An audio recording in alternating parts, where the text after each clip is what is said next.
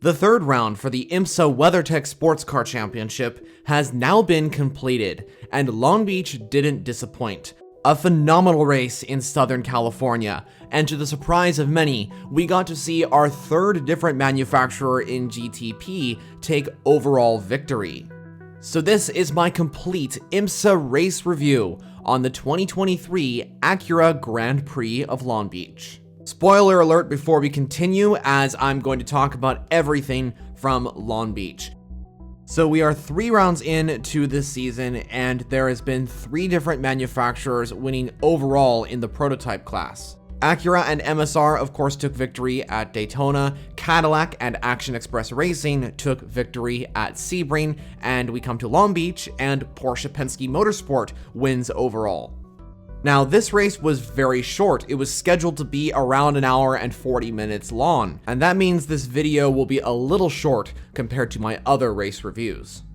So the race began with the 2 Acuras leading us away. As the cars made their way down Shoreline Drive, Bourdais in the 01 Cadillac got onto the marbles with cold tires and unfortunately spun into the wall. Thankfully, the Cadillac did not hit another LMDH, but unfortunately the damage was so severe that the 01 Cadillac team had to retire the car. Meanwhile, the MSR Acura, which was sitting in second place at the time, had contact with the fast approaching number 25 BMW. This sent the MSR Acura into the runoff zone at turn 1. And eventually it would go a lap behind the rest of the field. A few laps into the race, the number 31 Cadillac came in for a very early stop. They planned to go for a different strategy compared to the others. This also meant that a driver change would happen. Alexander Sims would jump out, where Pipo Derani would get in. One of the biggest surprises during this race was the incredible pace from the BMWs. Remember, 2 races ago, they were nowhere near the likes of Acura, Cadillac, and Porsche. Come to Long Beach, they're pressurizing the Porsches and the Acuras for the race victory. And we'd find out later how consistent they were with staying with the other GTP entries. Later on, we got the infamous standstill parking lot at the hairpin corner. This has happened multiple times in racing at the circuit. And so here we got contact with the number 70 Inception McLaren and the number 97 BMW. This sent the McLaren in a spin, and the other cars had to basically stop out on track and wait for that car to turn around again. Incredible wheel-to-wheel action continued to follow for the GTD field, as so many amazing battles happened here at Long Beach. Coming to the halfway mark of this race, and strategy became a very critical part to who would eventually end up where in this race. So the WTR Konica Minolta Acura and the 2 BMWs pit for the whole thing: fuel, tires, driver changes, you name it. Where on the other hand, the 2 Porsche Penske 963s pit for a driver swap and fuel, but no change in tires. This was a very peculiar strategy, because could the Porsches keep ahead of the rest of the GTP field on old tires? Well, when they exited the pit lane, the number 6 car would jump ahead of the Konica Minolta Acura by quite a few seconds. And that was not just down to the different strategy pulled by either team, but WTR had an issue with getting the drivers in. They actually lost a position to the number 7 Porsche and the number 25 BMW. 40 minutes remained and the Porsches were still leading away. The number 7 car was now in second, which made it a Porsche 1-2 at Long Beach. Although the number 25 BMW was catching up fast since it was on newer tires.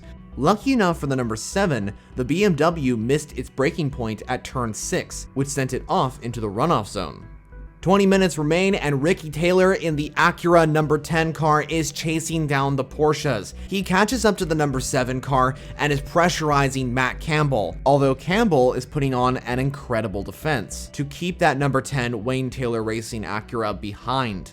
And he is also helping out his team here, as Jaminet is able to keep that lead. The Acura eventually gets past the number 7 Porsche with 9 minutes to go. And here come the BMWs as well, showing how fast that M-Hybrid V8 was at Long Beach. The 25 BMW gets past in the same spot that the Acura did a few moments ago.